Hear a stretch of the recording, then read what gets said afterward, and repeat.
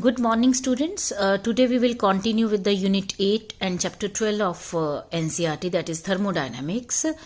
We are going to start with the work done during isothermal expansion. इसके लिए हम क्या करेंगे? Consider 1 gram mole of an ideal gas that is contained in a cylinder, and let us say the walls of the cylinder, these are conducting. और यहाँ पे एक piston है which is frictionless and conducting piston. Initial जो pressure है gas का that is P1, volume V1 है and temperature is T. Late us से मान लो प्रेशर को हमने रिड्यूस कर दिया P2, तो जो वॉल्यूम है फाइनल जो उसका वॉल्यूम है इट चेंजेस टू V2. लेकिन क्योंकि एक्सपेंशन जो है वो आइसोथर्मल है, temperature remains constant. Because there is exchange of heat between system and surroundings. ठीक है, तो टेम्परेचर कांस्टेंट रहता है. अब इसको कैलकुलेट करने के लिए हम क्या करेंगे? वर्क डन को कैलकुलेट करने के लिए let us say at any instant of time P is the pressure, and let us say the infinitesimal displacement जो expansion हुआ है that जो change हुई है value that is dx. तो हमारे पास क्या है? work done will be equal to force into distance. Force exerted by the gas on this piston is F, and that is equal to P into A, area of cross section. A is the area of cross section of the piston. P is the pressure exerted by the gas on the piston, and dx is the जितना displacement हुआ. अब area into length कितना हो गया? that is volume. तो आपके पास आ गया P इंटू टीवी. अब ये तो हमने small amount of work done निकाला, तो इसका जब हमने टोटल निकालना है जिसमें इनिशियल वैल्यू P1 है, फाइनल वैल्यू P2 है, इनिशियल वैल्यू V1 है, फाइनल वैल्यू V2 है, तो उसके लिए हम क्या करेंगे? इंटीग्रेट करेंगे. दोनों साइड्स को इंटीग्रेट किया विद इन द लिमिट्स. कौन सी लिमिट्स? इनिशियल लिमिट कितनी है? V1. जब एक्सपेंशन हुआ तो कहाँ तक वॉल्यूम पहुंचा? Final value V2 P dV. ये बेटे इंटीग्रेशन, ये इंटीग्रेशन है. Integration this is the sign of integration. और ये आ गया PV is equal to RT. तो P को आप लिख सकते हो RT अपॉन V. ये वैल्यू पुट कर दी. R कांस्टेंट है, universal gas constant. T is the temperature, constant है, आइसोथर्मल एक्सपेंशन है. तो इसको इंटीग्रेशन से बाहर निकाल लिया. और ये जो है ना बेटे 1 अपॉन V dV, इसका जो फॉर्मूला है इंटीग्रेशन का ये है 1 upon x dx is equal to log x to the base e. This is the formula for the integration of 1 upon x with respect to dx. तो x की जगह हमारे पास क्या है? v. तो ये आपके पास आ गया log e v within the limits V1 to V2. Integration में लिमिट्स हम कैसे पुट करते हैं आपको पता है. हम कैसे करते हैं? पहले अपर लिमिट, ये V2 आ गया, lower limit minus log V1 to the base E. log ये ना जो होता है ना log A minus log B, तो ये आ जाएगा log B, ये log A अपॉन B. बेटे ये जो log A minus log B है ना, तो ये फॉर्मूला होता है log A अपॉन B. ये देखो log V2 अपॉन V2 1. और जो बेस्ड जो नेचुरल लॉगरिथम होता है उसको अगर हमने टू द बेस 10 करना है तो इसको ये आता है 2.302 into RT log 10 V2 upon V1 to the base 10. अगर नेचुरल लॉगरिथम से आपने टू द बेस 10 करना है तो it will be multiplied by 2.302. ठीक. Since P1 V1 is equal to P2 V2, तो आपके पास V2 upon V1 is equal to P1 upon P2. तो ये वैल्यू आपके पास आ जाएगी. W is equal to 2.302 RT log P1 upon P2 to the base 10. ठीक. अच्छा, इसके बाद आता है, ये हम लॉग निकालते हैं, ये न्यूमेरिकल्स में यूज करेंगे। ये लॉग के साथ इसको हमने कैलकुलेट करना है, न्यूमेरिकल्स में आपको मैं बताऊंगी कैसे करना है। फिर आता है, आप केमिस्ट्री में भी करते हो, मैथ्स में भी करते हो, तो वही चीज़ें, ये जो लॉगरिथम करना है, जैसे आपने केमिस्ट्री में भी पढ़ा होगा, मैथ्स में भी पढ़ा होगा, तो exactly in the same way उसी तरह क्वेश्चंस करने हैं हमने। फिर इसके बाद आता है work done in N adiabatic expansion. अब हम क्या करते हैं, एडियाबेटिक एक्सपेंशन के लिए हम consider 1 mole of an ideal gas in a cylinder which has non conducting walls, और जो पिस्टन है वो भी नॉन कंडक्टिंग है, ठीक है। और इनिशियल जो स्टेजेस हैं उसमें जो प्रेशर है वो P1 है, वॉल्यूम V1 है और टेम्परेचर T1 है। लेट अस से फाइनल उसमें स्टेट में प्रेशर P2 है, वॉल्यूम जो वॉल्यूम है आपका वो V2 है, और टेम्परेचर भी चेंज होता है। क्यों? क्योंकि there is no exchange of heat between the system and the surroundings, and when this expansion takes place temperature changes. ठीक, अब हमने मान लीजिए एक्सपेंशन हुआ और जो पिस्टन है it has been displaced to this position such that displacement is dx। तो हम small amount of work done, जैसे हमने पहले आइसोथर्मल में किया, small amount of work done is force into dx, F is equal to PA, AdX is equal to dV, volume PdV, बिल्कुल पहले की तरह जैसे हमने आइसोथर्मल में किया वैसे हमने एडियाबेटिक में कर लिया। W is equal to V1 to V2 PdV, V1 to V2 PdV, integrate कर दिया। टोटल निकालने के लिए हमने क्या किया, इंटीग्रेशन कर दिया।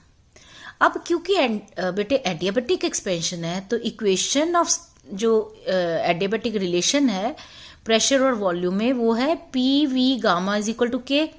तो P की वैल्यू कितनी आ गई, K upon V raise to power gamma. ये P की वैल्यू इसमें पुट कर दी। ठीक, अब हमारे पास आ गया V raise to power minus gamma, K बाहर आ गया कांस्टेंट, और ये फॉर्मूला होता है हमारा इंटीग्रेशन का। ये पहले भी स्टार्टिंग में जब हमने किया था तो करवाया था मैंने आपको। तो n की जगह हमारे पास क्या है, माइनस गामा, n की जगह माइनस गामा, x की जगह क्या है, v, ये वैल्यूज पुट कर दी। फिर उसके बाद आपने क्या किया, इसको upper limit minus lower limit, 1 minus gamma ये बाहर निकाल लिया, अपर लिमिट पुट कर दी, लोअर लिमिट पुट कर दी। इसके बाद हमारे पास जो नेक्स्ट आता है, this is the next part, this is 1 upon 1 minus gamma. बेटे K अंदर ले गए, K अंदर ले गए, V2 1 minus gamma minus K V1 1 minus gamma. अब क्योंकि हमारे पास PV gamma is equal to K है तो इसको मैं लिख सकती हूँ ना, ये देखो। तो हमने क्या किया, K की वैल्यू मैंने लिख दी P2 V2 गामा, K की वैल्यू वहां मैंने लिख दी P1 V1 गामा। अब इसमें से V2 और V2 माइनस गामा ये कैंसिल हो जाएंगे, आपके पास क्या आ जाएगा, P2 V2, ये P2 V2। इसमें भी V1 गामा और V1 माइनस गामा कैंसिल हो जाएंगे, क्या आ गया आपके पास, P1 V1। और हमारे पास PV is equal to equation, PV is equal to RT है, तो आपके पास क्या आ गया, 1 upon 1 minus gamma RT2 minus RT1, R common निकाल दिया। This is work done during adiabatic expansion. Initial temperature, final temperature, universal gas constant, ratio of specific heat at constant pressure to the constant volume. तो ये दोनों जो expressions हैं they are very important, और इसमें numericals में भी ये फॉर्मूलाज यूज होंगे। अब बेटा हम बात करेंगे कि work done in an isothermal और adiabatic process in terms of indicator diagram. जो हमने मैथमेटिकल डेरिवेशन किया है उसको हम इंडिकेटर डायग्राम से हम कैसे कैलकुलेट करते हैं, क्या हमारा क्या रिजल्ट आता है, क्या कंक्लूड करते हैं हम जब इसको हम एक्सप्लेन करते हैं with the help of PV diagram. मान लीजिए ये हमारी पीवी डायग्राम है, ये इनिशियल स्टेट है A, initial pressure, initial volume and temperature let us say T। अब इसके बाद यहाँ पे पहुँच गया जो क्योंकि पीवी डायग्राम है तो इसके कोऑर्डिनेट्स अलोंग एक्स एक्सिस है V, तो आपके पास लेट अस से फाइनल स्टेज पे हमारे पास वॉल्यूम है V2 और प्रेशर है P2। वर्क डन कैलकुलेट करना है तो हम क्या करेंगे, पहले स्मॉल वैल्यू ले लेंगे। मान लीजिए ये ले लिया, एक छोटा सा स्ट्रिप ले लिया हमने इन दिस पीवी डायग्राम। अब DW small amount of work done, this is equal to DW हमें पता है, हमने पहले भी अभी निकाला, this is equal to PdV। बेटे ये DV क्या है, ये छोटा सा part, small this volume, change in volume, और P कितना है, ये लेंथ, ये ब्रेड्थ, तो ये क्या है, area of the strip PQRS, area of the strip PQRS, right. और पूरा वर्क निकालने के लिए इसको हम लिमिट्स में हमने किया V1 to V2, तो आपके पास V1 to V2, तो इसका मतलब ये आ गया D से C तक। अगर हम बेटे डायग्राम के उसमें करें तो क्या आ जाएगा, D से C तक, अंदर क्या है, area of the strip PQRC। तो इसी तरह ये 1 है, 2 हैं, 3 हैं, 4 हैं, 5 हैं, जितनी भी स्ट्रिप्स बनाएंगे छोटी छोटी करके, ये टोटल आ गया area ABCDA, area under this curve. तो work done by the gas in isothermal or adiabatic expansion is equal to area between this PV curve and volume axis। ये वाला है ना जो ये सारा, ये area between the PV curve and the volume axis। कैसे हमने निकाला, पहले हमने PV डायग्राम ड्रॉ किया, उस डायग्राम में हमने small change in the volume, तो हमने छोटा सा एक स्ट्रिप ले लिया, तो उसमें ये आपका लेंथ है, ये ब्रेड्थ है, तो एरिया ऑफ द स्ट्रिप हो गया। इसी तरह ये पूरे कर्व को हम कितनी सारी स्ट्रिप्स में बांट सकते हैं, सबको जब ऐड करेंगे तो आपके पास ये work done will be equal to total area under this curve आ जाएगा। ठीक, ओके। इसके बाद आता है हमारा after this we come to the next part, that is very important law of thermodynamics, that is first law of thermodynamics। first law of thermodynamics क्या है कि जब हम हीट एनर्जी किसी सिस्टम को सप्लाई करते हैं तो ये 2 काम करती है। एक, it increases the internal energy of the system, और दूसरा it does the external work. ठीक है, 2 चीजें करती है। इधर it can do one thing और the both the things, increasing the internal energy of the system, और दूसरा है एक्सटर्नल वर्क डन।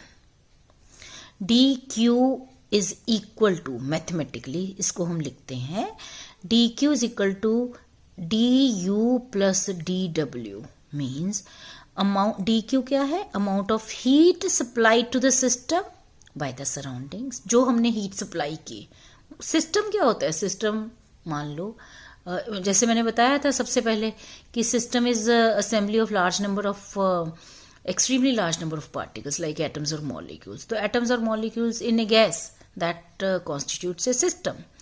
मान लीजिए आपने उस सिस्टम को हीट सप्लाई किया, तो उस सिस्टम ने उसको कैसे यूज किया, एक उस सिस्टम का change in internal energy of the system, और दूसरा है work done by the system.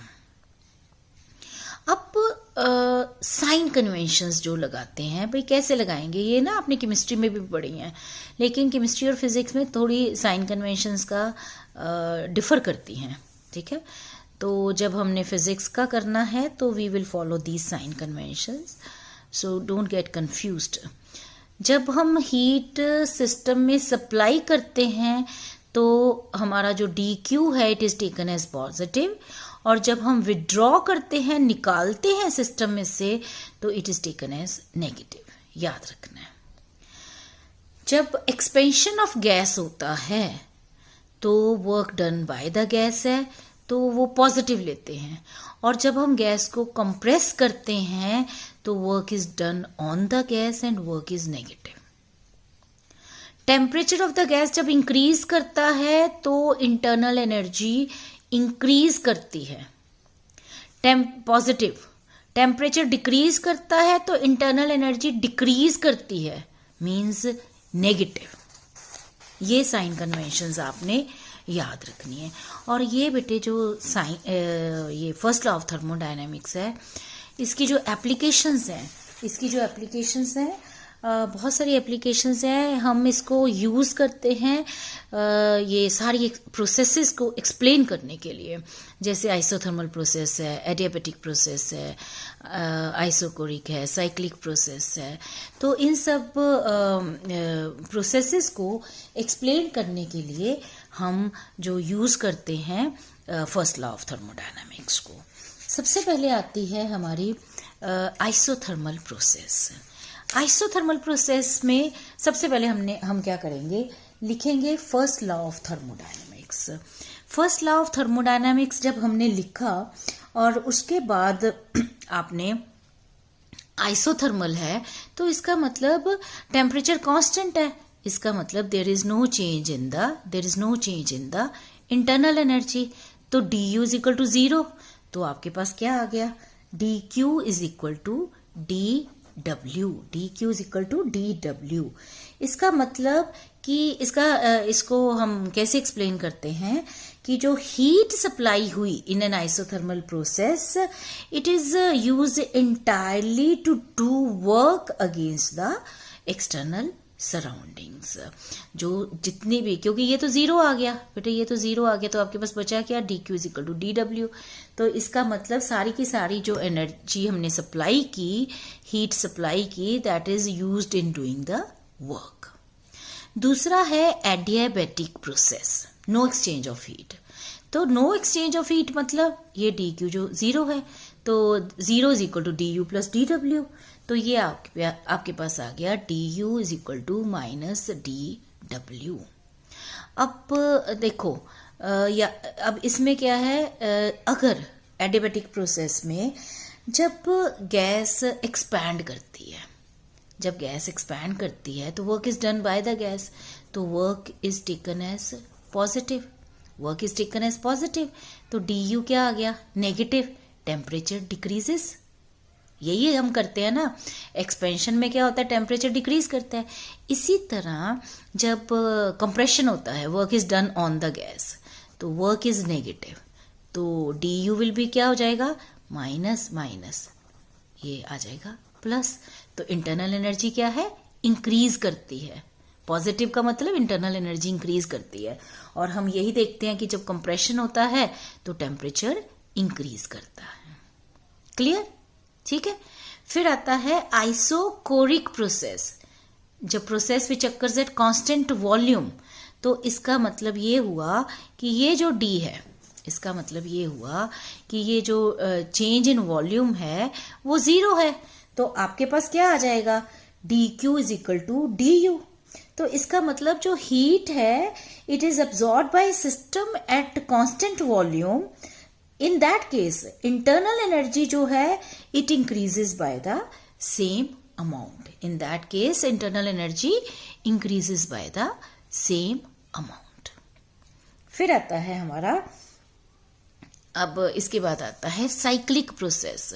Cyclic process में क्या होता है कि कितने भी चेंजेस आए, लेकिन सिस्टम जो है it return to its initial stage. तो कोई जो इंट्रिंसिक प्रॉपर्टी, जो इसकी प्रॉपर्टी लाइक इंटरनल एनर्जी, ये टेम्परेचर, ये चेंज नहीं होता है। इसका मतलब d you is equal to 0। D u 0 आ गया तो आपके पास क्या बचा, वही आपने क्या किया, आपने d Q is equal to first law of thermodynamics लगाया। तो आपके पास क्या आ गया, d u 0, d Q is equal to D डब्ल्यू। ठीक, क्लियर।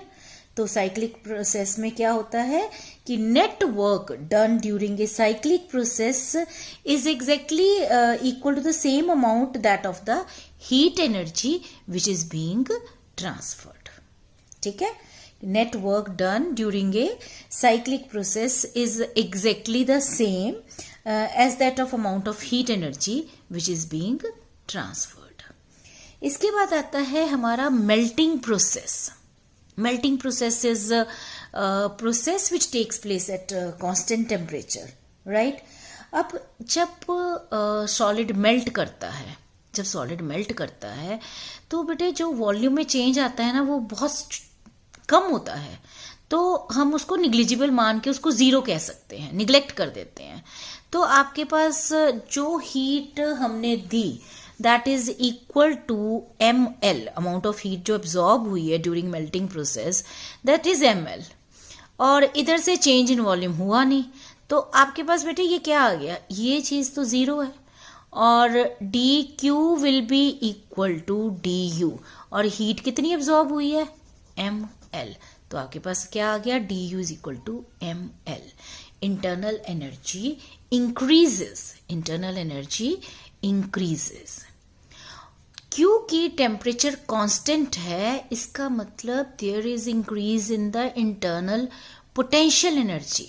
काइनेटिक एनर्जी में नहीं चेंज आ रहा, it is there is increase in the internal potential energy. ठीक है, क्योंकि आइसोथर्मल उसकी मेल्टिंग प्रोसेस में जो मेल्टिंग प्रोसेस है दैट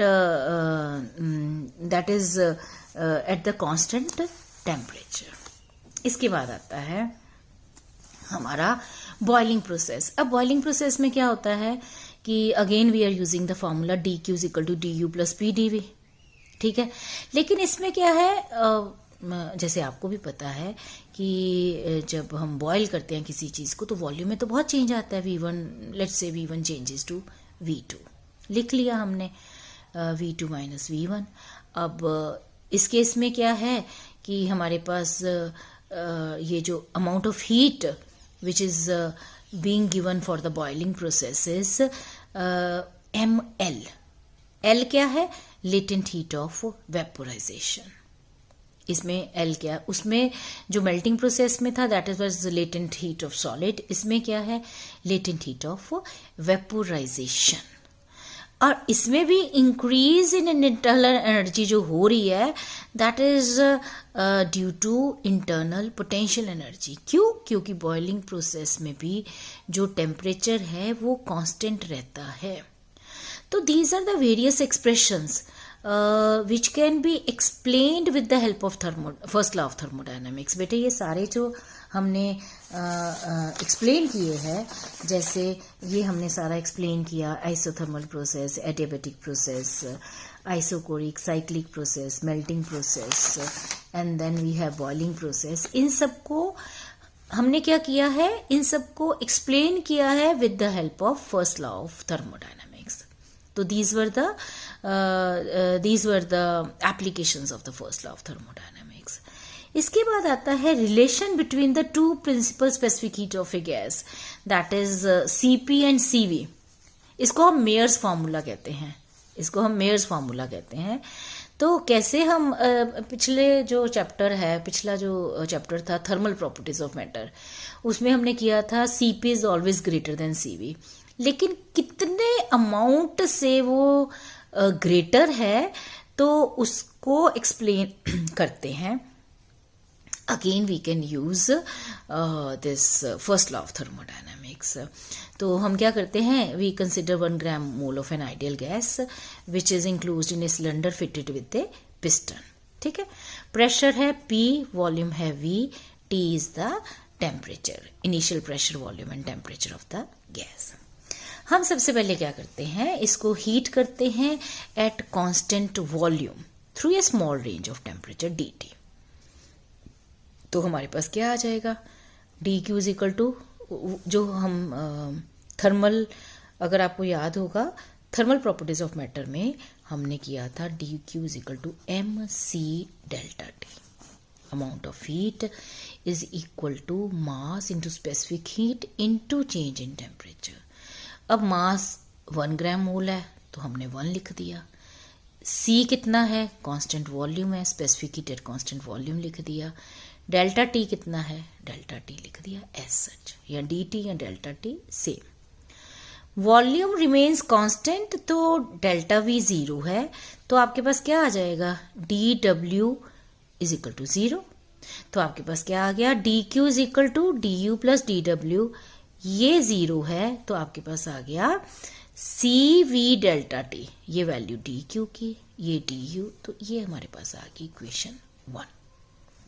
इसके बाद आता है, अब इसको हम क्या करेंगे, हीट करेंगे गैस को एट कांस्टेंट प्रेशर। मान लो amount of heat which is given at constant pressure is D Q dash and it is equal to same M C delta T m1 C C P delta T delta T. ठीक, अब आपके पास आता है, हमने क्या किया, अब because now we are talking about specific heat at constant pressure, तो वॉल्यूम तो चेंज हो सकता है, तो इसलिए हमारे पास जो डी क्यू डैश है, ये फर्स्ट लॉ ऑफ थर्मोडायनेमिक्स, इसमें D U dash plus D W dash, because change in volume है, इसमें 0 नहीं आएगा, करेक्ट।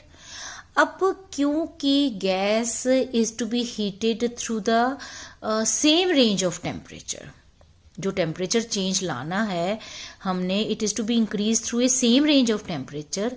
इसका मतलब ये हुआ कि जो इंटरनल एनर्जी में चेंज दोनों केसेस में सेम है, D U dash is equal to D U, clear. और ये हमने वैल्यू पुट कर दी यहाँ पे, और डी यू हमने अभी निकाला भी था पीछे at constant volume C V D, तो ये आपके पास आ गया डी क्यू डैश की value C P D T, D U dash की वैल्यू, जैसे डी यू डैश की value D you is equal to C V D T. अब ये वैल्यू यहाँ पे पुट कर दी, तो आपके पास आ गया C P minus C V into D T is equal to P D V. अब P V is equal to R T, differentiate कर दिया, P D V is equal to R D T.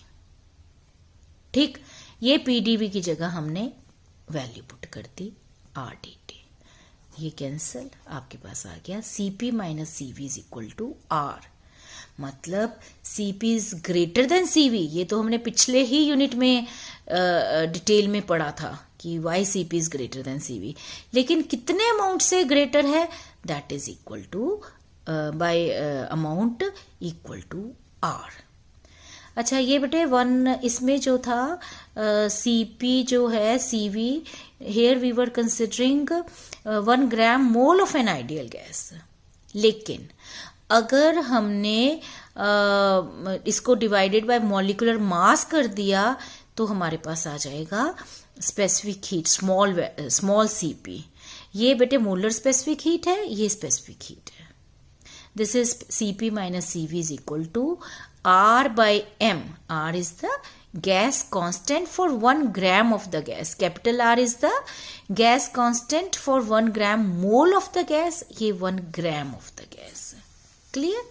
और इसको बेटे calculate करेंगे जो value, ये आपके पास आ जाएगा जो रिजल्ट है, इट इज इन, अगर हम डिवाइडेड बाय J कर देंगे तो इट इज जूल पर मोल पर केल्विन।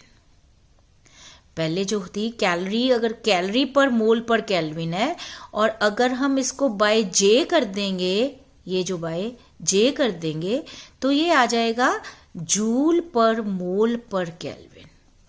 ठीक है, यूनिट्स हैं, यूनिट्स को हमने इन टर्म्स ऑफ, अगर जूल्स लिखना है तो डिवाइडेड बाय J करना पड़ेगा, okay, because 1 calorie is equal to 4.186 joules.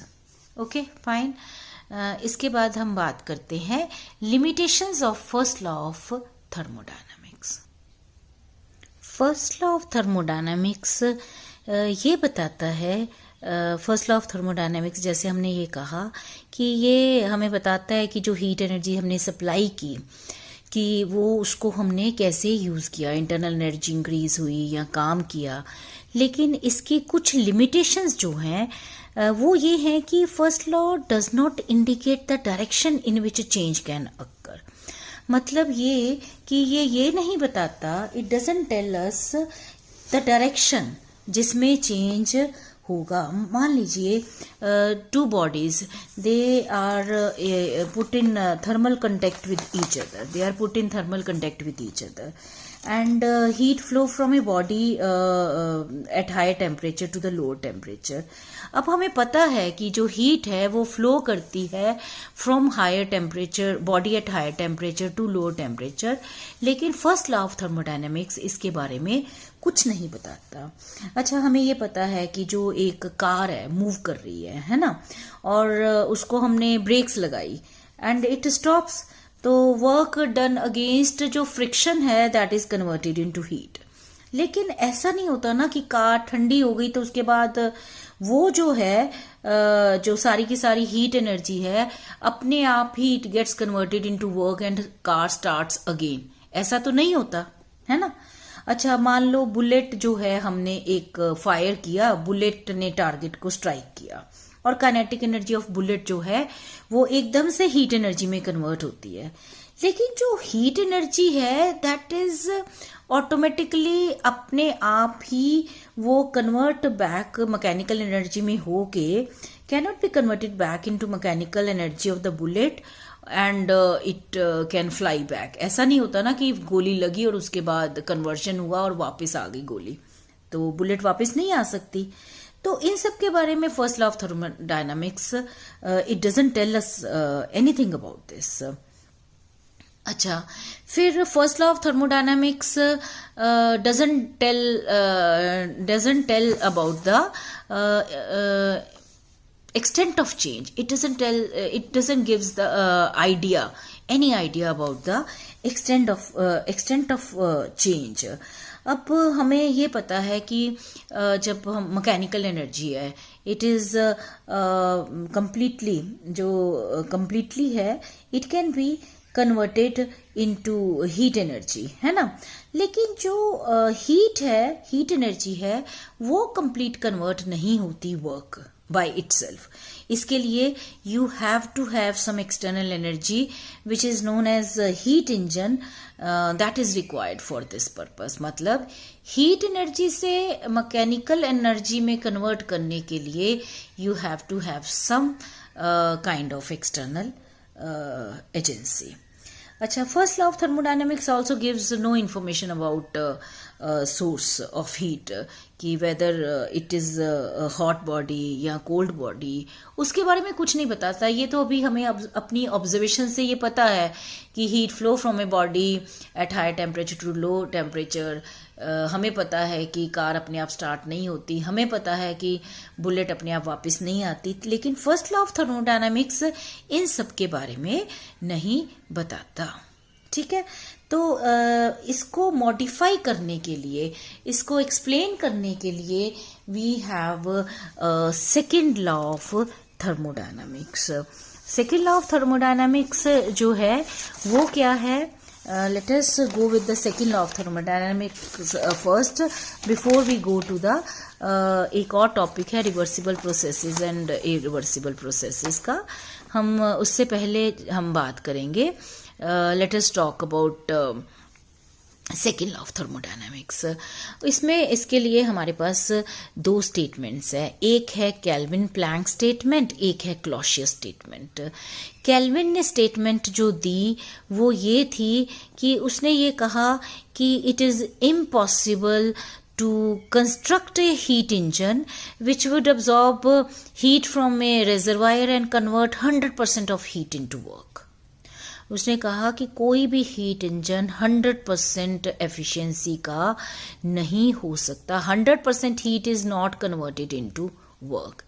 जो हम बोल रहे थे कि first law of thermodynamics extent of change के बारे में कोई आइडिया नहीं देता, तो केल्विन प्लैंक स्टेटमेंट ये कहती है कि 100% efficiency of heat engine can never be constructed. वो ये कहता है कि टेम्परेचर T1, मान लीजिए कि temperature of the source were equal to the temperature of sink. अगर मान लो सोर्स और सिंक जो है दोनों सेम टेम्परेचर पे आ गए तो एफिशिएंसी जो है वो 0 हो जाती है। इसका मतलब कि एक सिंक जो है that is essential for conversion of heat into work. मतलब एक सोर्स चाहिए, एक सिंक चाहिए। सोर्स जिसमें से हीट हम ले सकें, सिंक जिसमें हम हीट को डाल सकें। इसके बाद आता है after this Clausius statement. Clausius ने ये स्टेटमेंट दिया कि it is impossible to design a self acting machine unaided by an external agency which would transfer heat from a body at a low temperature to another body at a high temperature. Clausius ने ये कहा कि it is not possible for the flow of heat from a body low temperature से high temperature पे heat flow नहीं कर सकती without help of any external agency. मतलब ये कि हम ऐसी कोई मशीन नहीं बना सकते जिसमें अपने आप लो टेम्परेचर से हीट ट्रांसफर हो जाए higher temperature, body at higher temperature. तो ये थी क्लॉशियस स्टेटमेंट। अब जो फर्स्ट लॉ ऑफ थर्मोडायनामिक्स ने नहीं बताया वो सेकेंड लॉ ऑफ थर्मोडायनामिक्स ने एक्सप्लेन कर दिया। जैसे रेफ्रिजरेटर में अपने आप वो चलना नहीं शुरू हो जाता, अपने आप जो हीट है जो कन्वर्ट होती है, it is not converted into working substance जो है वो हीट अंदर से जो कोल्डर बॉडी से लेके वो रिजेक्ट करता है बाहर सराउंडिंग्स पे, लेकिन वो कैसे करता है? With the help of electricity. मतलब हमें कोई ना कोई इलेक्ट्रिक सप्लाई देनी पड़ती है तभी फ्रिज चलेगा, नहीं तो नहीं चलेगा।